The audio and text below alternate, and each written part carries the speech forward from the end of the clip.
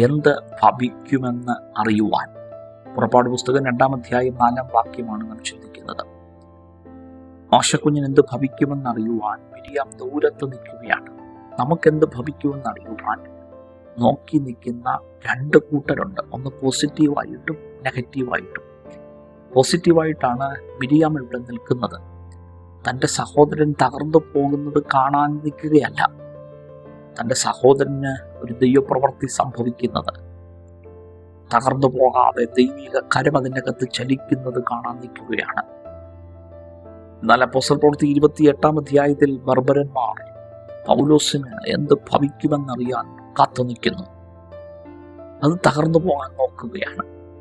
ഇതിൻ്റെ നടുവിൽ, രണ്ട് പ്രതിസന്ധികളുടെ നടുവിലും ദൈവത്തിൻ്റെ കരം ചലിച്ചതുപോലെ ദൈവത്തിൻ്റെ കരം നമുക്ക് വേണ്ടി ചലിക്കും. കർത്താവേ, എന്ത് ഭവിക്കുമെന്നറിയുവാൻ നോക്കി നിൽക്കുന്നവരുടെ നടുവിൽ ദൈവപ്രവൃത്തി വെളിപ്പെടുന്നുകൊണ്ട് നന്ദി. യേശുവിൻ നാമത്തിൽ തന്നെ.